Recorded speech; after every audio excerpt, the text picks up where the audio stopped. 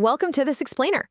Okay, today we're taking a journey into this incredibly beautiful ancient text from the Ginza Rabba, but we're looking at it through a strictly modern lens. If you are navigating those chaotic, totally overwhelming years of your youth right now, trying to figure out who you are, where you fit in, what the whole point is, you're going to find this absolutely fascinating. Because as it turns out, all those feelings of angst and confusion, they aren't new at all. They're literally timeless.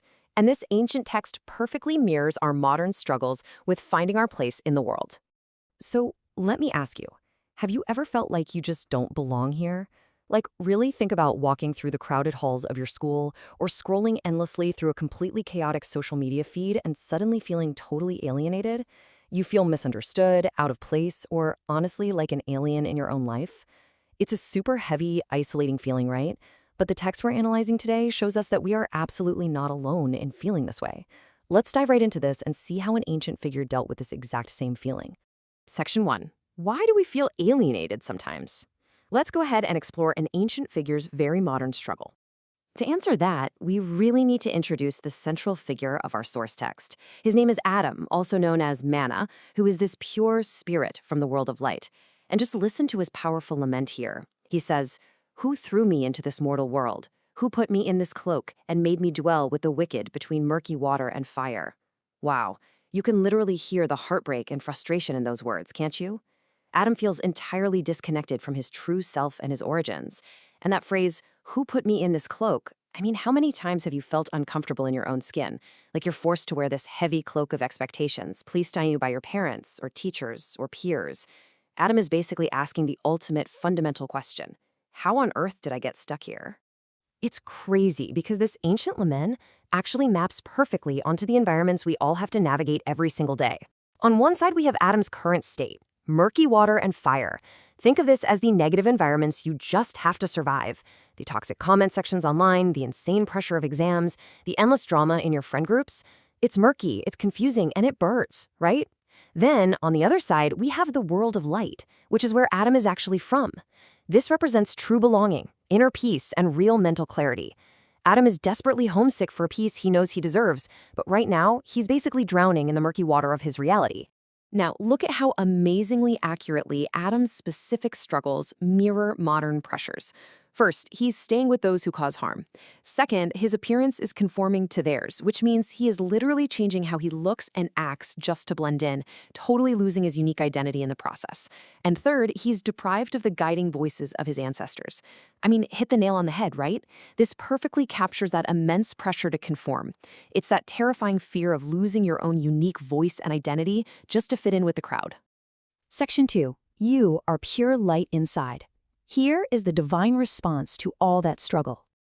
So when Adam is in absolute despair, the divine light responds to him, and the message is incredibly empowering.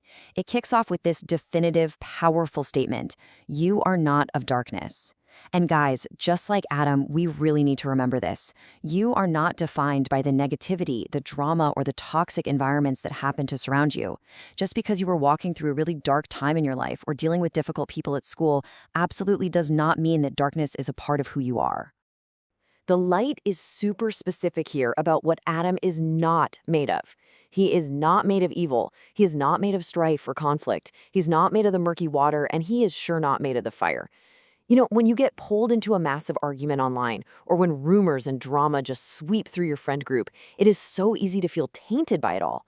But this text is reminding you that conflict and toxic surroundings, they are not your core identity. You are built from something so much better. So let's really dive into this whole concept of the world of lights. The text tells Adam he is from a place of light, he's inherently luminous and joyful with a flourishing plant in his heart and head. Now, this isn't just some physical place you travel to, it's an inner state of being. It means you come from a place of pure, untapped potential. That flourishing plant it mentions, that's your creativity, your kindness, your unique talents. Even when the outside world feels like a total barren wasteland, you are literally carrying a flourishing garden of goodness right inside your own mind and heart. Section 3. Plant hope in your world. Let's talk about taking positive action. Okay, so knowing that you have this amazing light inside you is great and all, but what do you actually do with it? Well, the source text tells us that upon hearing his true nature, Adam was reassured, rejoiced, and accepted his fate without rebellion. Now hold on, this doesn't mean he just threw his hands up and gave up letting bad things happen to him. Not at all. It means he found radical acceptance. The very first step to changing your life, whether that's improving your grades, finding better friends, or just bettering your mental health, is finding peace with your current situation. You kind of have to accept where you are right now so you can fully realize that you have the power to influence it. And what's really cool is how Adam's ancient choice translates into a highly practical, real-world roadmap for us today. The text says Adam chose to build, populate, plant, and bear fruit. For us, that translates to 4 distinct steps. Step 1, accept where you are. Step 2, discover that inner spark, your light. Step 3, build a positive environment. This means consciously choosing supportive friends and maybe curating a more positive social media feed. And step 4, wait for the harvest, which basically means allowing yourself actual time for personal growth. You have the agency to positively impact your own surroundings. The text offers this incredibly beautiful instruction. It says, "So be patient in your world, establish your plantings, bless your land and streams until I call you." It's just such a great reminder to be patient with our own personal growth. Look, you aren't going to figure everything out by the time you're 18, and honestly, that is perfectly okay. Focus on establishing your plantings, cultivating good habits, learning new skills, and bringing a little more kindness into your local community. Section 4. The return to inner peace. This is where we look at the resolution. So what happens after a lifetime of planting all these positive seeds and building up your resilience? Well, the text describes a guardian coming to bring Adam out of his prison and allowing him to ascend freely to the house of light. Now, we can totally view this prison as the heavy burdens of the mortal world, all that anxiety, the crazy expectations, the intense peer pressure. Ascending freely represents achieving ultimate mental clarity and freedom from those heavy burdens. When you nurture your inner light, you eventually break right out of the mental prisons that high school and modern society try to lock you in. In Adam's final state of peace, he forgot the ages, he forgot the evils, and he sat blessed. It's such an amazing realization. All that teenage angst, the struggles, the bullies, and the evils of the murky water you might be swimming through right now, it will all eventually fade away. You're literally going to forget the specific pain of these chaotic years as you connect deeper with your true, luminous self and finally find your real place in the world. Which leaves us with a final, really provocative thought to consider today. How will you plant your light today? You know now, for a fact, that you are not made of the murky water or the fire. You are made of pure inner light. So step out into your world and use it to make a real positive difference, starting right now.